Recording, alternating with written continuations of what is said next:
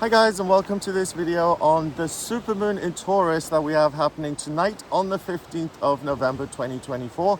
Thanks for joining me. It's a pleasure to be with you today. So this is a full moon in Taurus. I'm based in the UK, so in my time zone this happens at 28 minutes past 9 in the evening.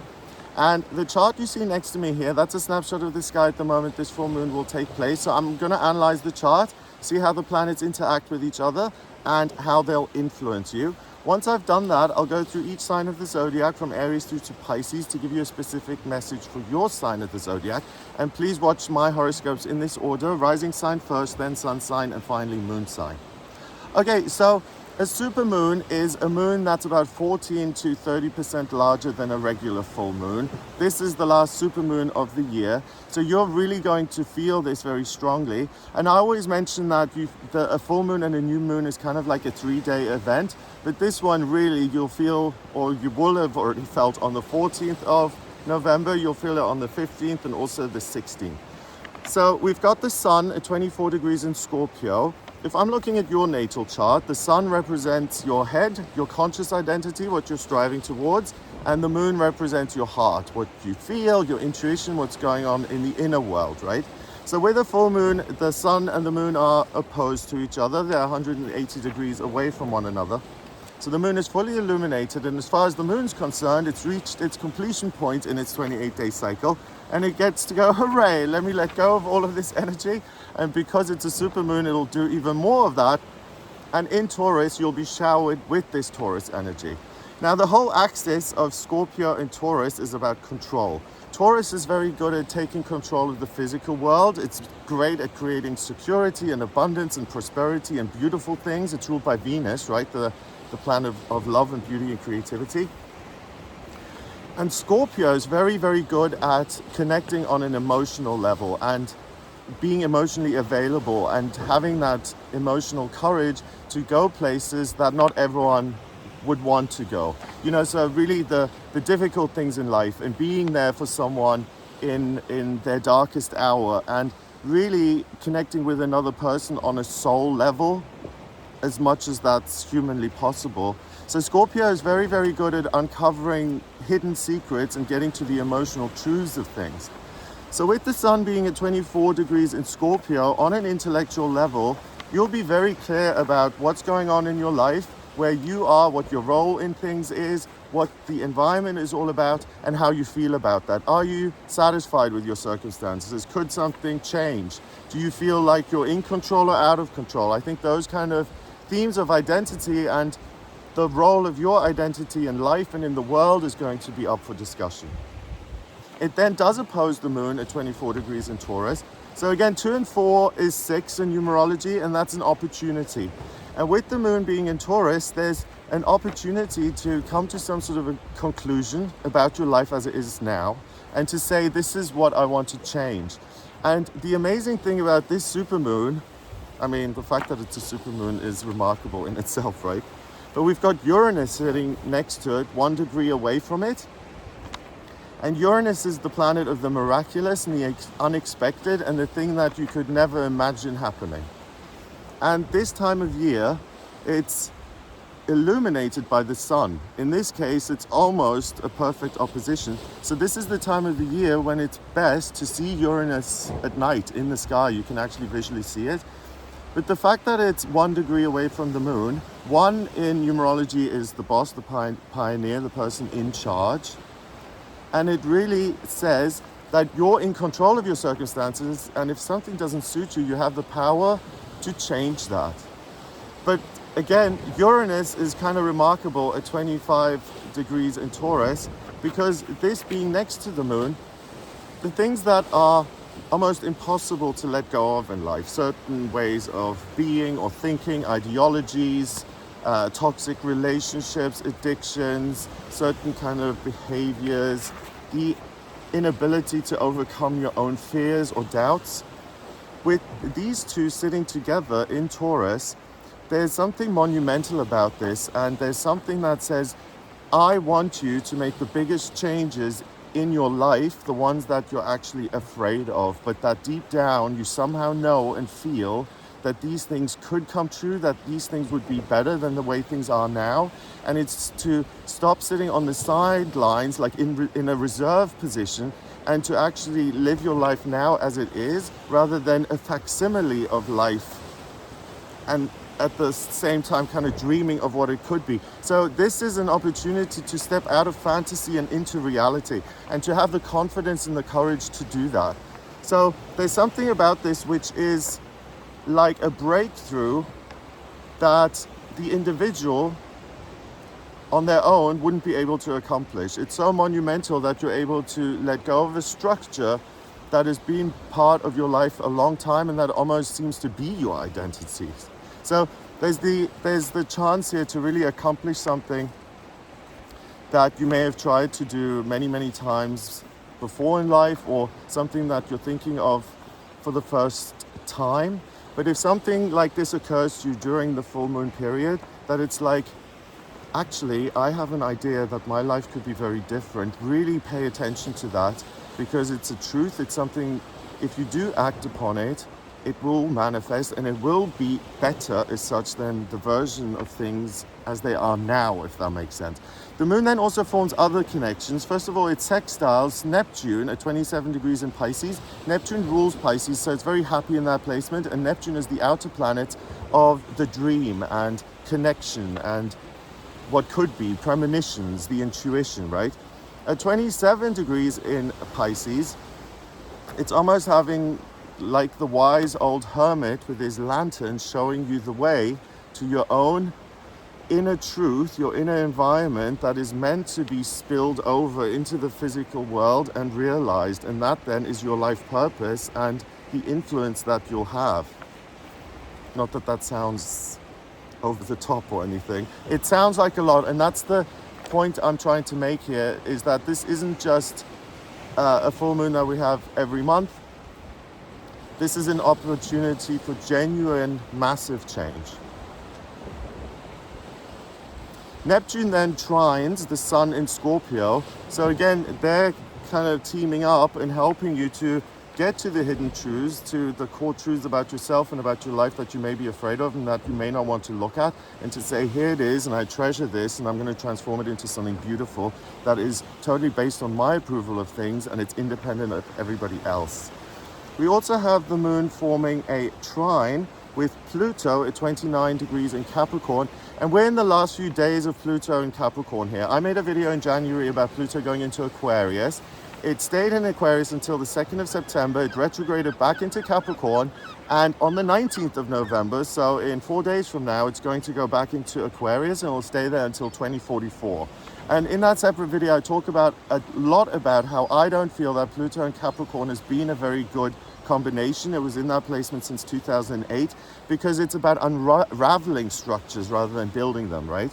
And Pluto in Aquarius is about the rebirth of ideas and invention and science and humanity and the human family and being charitable. So 29 is 11, that's the master number of service.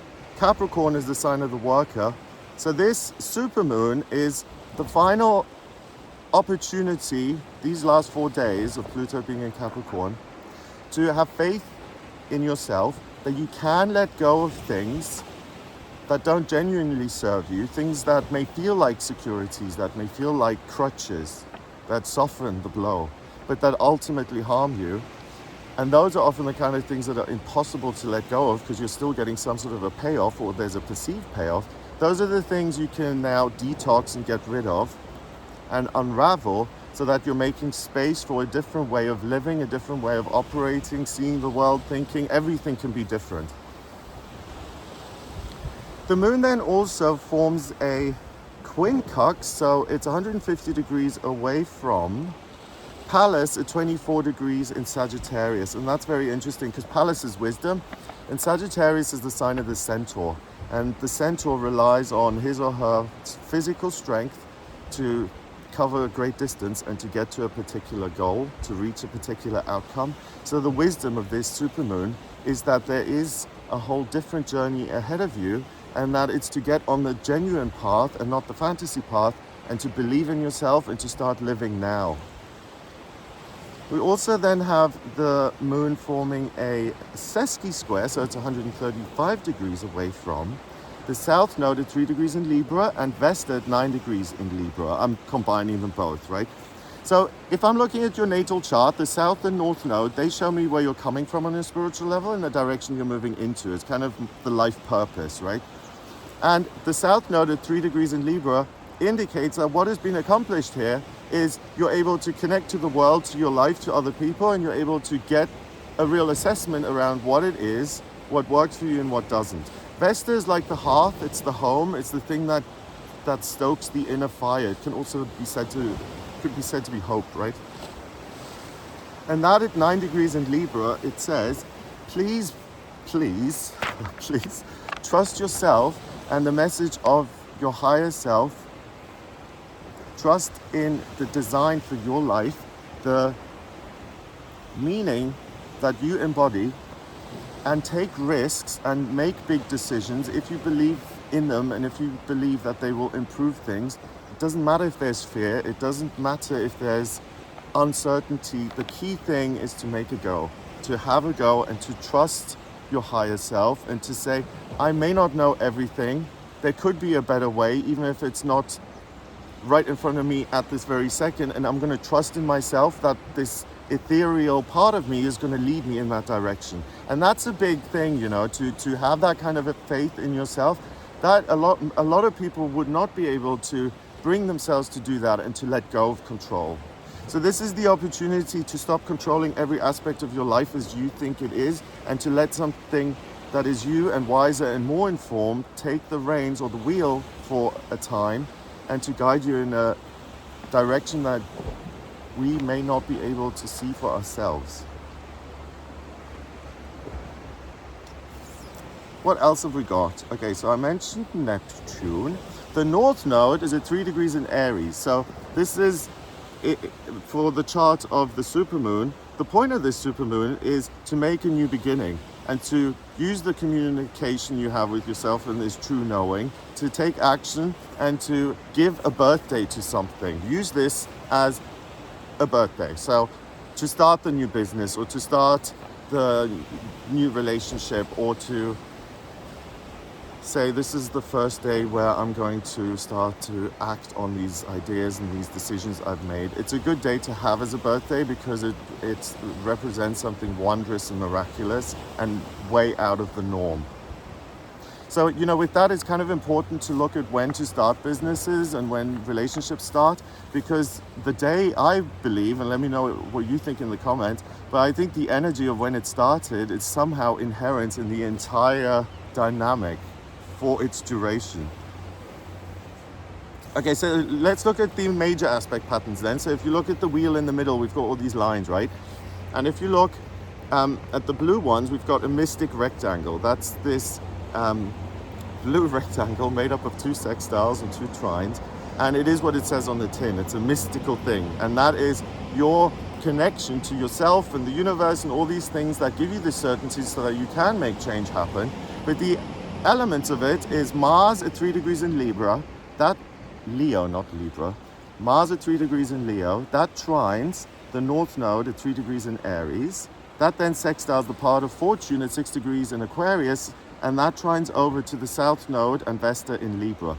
So Mars is ambition and drive, it's what you want, it's what you're not going to back down on.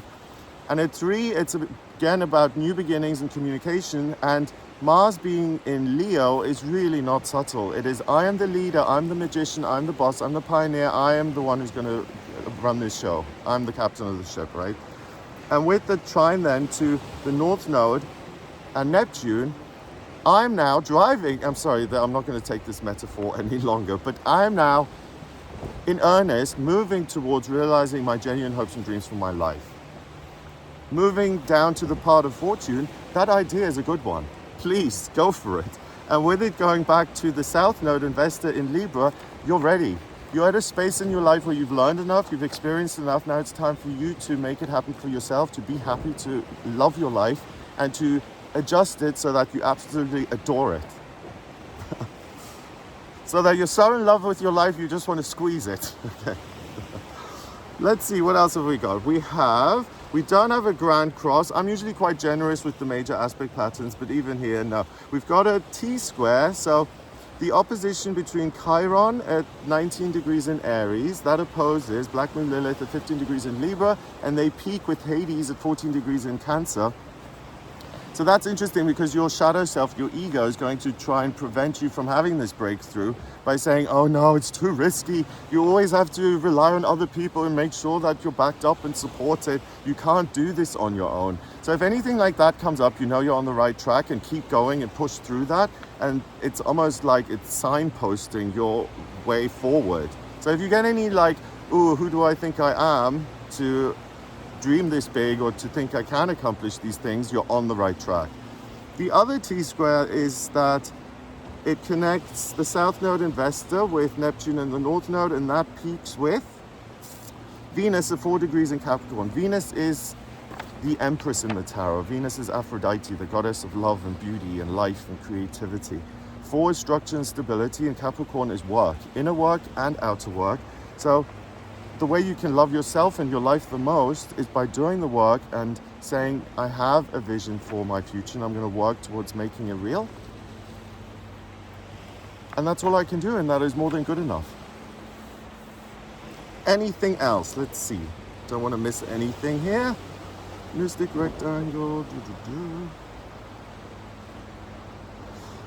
We almost have a grand trine. One of the sides is missing. But I've mentioned that. Let me mention it in this sense. So if you look at Uranus and the moon in Taurus, they trine Pluto and Capricorn, right?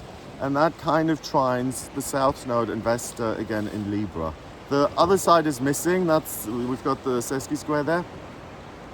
But this pointing at Pluto, so the heart and anything is possible looking at Pluto, and then the South Node in Vesta, this inner certainty that I am aware of my life.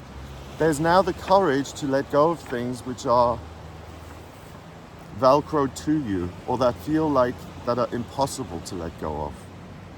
So I watched a play years ago, Angels in America, and the woman, she goes to this museum. It is devoted to like the Mormon history and stuff, and one of the figurines comes to life, and the figurines, they talk about change or something and God and all these things, and the figurine woman, she says, do you know what, change is like blood and guts. It's not like la-di-da happy. Like for us to really change something about ourselves can feel absolutely brutal, right? And Scorpio, the sun in Scorpio is the sign that's able to navigate those type of hellish landscapes. And we have to get back to the sunny side. Okay, right. So let's see, anything else? No. Okay, strongest elements of the day of the full moon are fire and earth. Fire, life purpose. Passion, earth, the groundedness to actually build it in earnest rather than to just think about it. And the strongest mode is fixed, so it's your will that matters, not the will of the world. Okay, so let's see what this looks like for each sign of the zodiac. Starting with Aries. Aries, expect really good things in the areas of work, career, and finance. The combination of Uranus and the moon in Taurus, they'll bring new positive energy into your finances and into your work and your career. If you notice any disruptions in those areas, it's likely intended to pave the way for some better circumstance. So letting go of something in order for something better to come in, particularly in your career. So if anything changes, don't be too alarmed, but see it as a move in the right direction. Taurus, this is your full moon, and you may discover some radical new truth about yourself that gives you much greater options. Anything to do with your physical health or appearance, your vehicle, right? Your actual the thing you operate. You may feel inspired to make changes in those areas. Any ideas for moving or changing the home setup, those are likely to pay off as well if you action those. So if you get the idea to move or to change the way you live. Gemini, you may receive a very noticeable and tangible sign from the universe. Excuse me. I'm not trying to build tension here. I'm just making myself presentable. Okay, let me start again. Gemini, if you may receive a very noticeable and tangible sign from the universe that represents the answer to a prayer or an area of uncertainty you've been pondering and contemplating. So something will come through in that regard. Look out for those kind of signs and messages, and really, please don't dismiss them as being mere coincidence. They're genuine, they're significant and trustworthy. Cancer, for you, this full moon takes place in your 11th house, and some ongoing desire is likely to be fulfilled. It brings in potential for new relationships, both platonic and romantic. If you're working through a particular issue, Cancer, ask for help from friends who may be surprisingly willing to make time for you and to support you. Leo, expect fabulous news about your career. You may be offered a pay rise, a change in your role, or even have the opportunity to travel with work. If any of these opportunities appear, say yes for a wonderful result. Virgo, you may find that there are drastic opportunities in the areas of education, travel, moving, and even connecting to the higher realms. If you find some inconvenient influence in your life is forcing change upon you at the moment, ask your guides, your deceased loved ones, your ancestors for the love, help, and support and guidance that you need to get through these changes. For you, Virgo, ultimately, this supermoon is a push that you may not have been able to make on your own. As in, this empowers you to change something, even if you don't necessarily want to right now, or even if it seems inconvenient.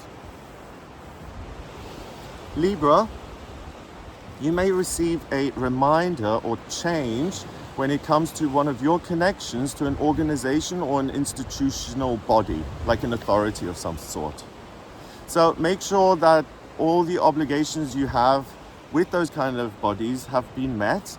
For you, this is really a good chance to get all of your admin sorted and to make sure all the bills are paid and all the plans are laid and sorted so that you feel on top of things.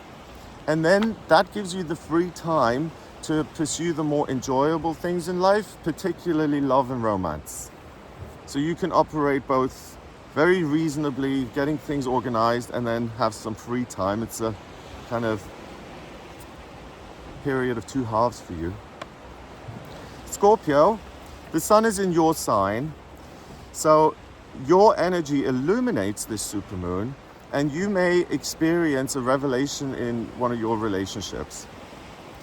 And it can be a new relationship, it can be an existing relationship. It's that moment where you meet someone for the first time, if it's new, obviously, and the clouds part and the angels start blowing their trumpets, one of those way out of the ordinary kind of moments. Expect something big ultimately in the area of relationship. If you have the opportunity to spend the evening with friends or to go out, make yourself available. This is not a good time for you to stay home by yourself. Sagittarius, you may become aware of something that you're doing, so your role in things, that isn't creating particularly wonderful results in your everyday life. You may get an intuitive knowing that something that seems to serve you, and this is what I touched on earlier, something that seems to support you or work as a crutch, is actually causing you difficulties. So by becoming aware of this, you're able to release it for an easier time moving forward. So Sag, for you, what can you leave in the past? What don't you need anymore? Let it go. Capricorn, if you have a party or a social event planned, expect it to go swimmingly. So if you're the host or the hostess with the mostest, you will be. If you have the evening free, attend a social gathering or party and expect to make an important new connection. And that can be a romantic connection. It could be a new friendship, a new business partnership, any kind of interaction between two people. It's likely something new starts and it's likely to be useful moving forward. Aquarius, expect the unexpected from family members and the people in your life. It's through one of these relationships that something in your working life can be resolved. The personal overrides the official, so to speak. So it's by knowing someone that some official thing becomes easier. So if there needs to be, you need to pick up the phone and ask for a favor, or ultimately there is a resource via the people in your life to take the pressure off some sort of situation that's causing you stress. And make sure that you talk to people what's going on. They'll be able to help you and they'll want to help you. Pisces, if you're waiting on news that could influence your future, prepare to receive it around this time, around this 3-day period, 14th, 15th, 16th. Anything that's been left in limbo and that's kept you waiting is likely to resolve itself now. And if you're a creative type, Pisces, it's a wonderful opportunity to produce new work. The gestation period for you is over, and you're on the cusp between beginnings and endings. So you're in that perfect space where you can let go easily and you can start easily. So guys, I hope that gives you an idea of what you'll be working with here during this supermoon in Taurus. I hope you have a fabulous couple of days. If you'd like a personal reading with me, please get in touch via my website. It's gregoryscott.com. When you get to the website, just scroll down a little bit until you get to the button that says book your reading. Click on that to order your reading with me. And in my personal readings, I'll draw up a chart just like the one that's been next to me. I just need your place of birth, date of birth, and time of birth. And then I can draw up the chart, and it's a blueprint of your soul, so to speak. So it's your strengths, what's destined for you in relationships, and where you can make a lot of change, and money and travel and education and spiritual development. It really shows the most about a human being that I've ever seen, and I'm always so grateful that I get to use it and look at it. So if you'd like me to look at your chart, then please do get in touch. If you like this video, give it a thumbs up please, so that it shows up in searches. Hit subscribe for more videos. And I also do a daily tarot reading on this channel, which I've done for 10 years now, which I'm so proud of. And I still do that every day. If you want to watch that, then please become a member of the channel. It'd be wonderful to have you. So I hope you have an amazing time during this full moon. Lots of love to you. Mwah, mwah, mwah, mwah. Hope you have a fab time, and I will speak to you soon. All the best. Take care.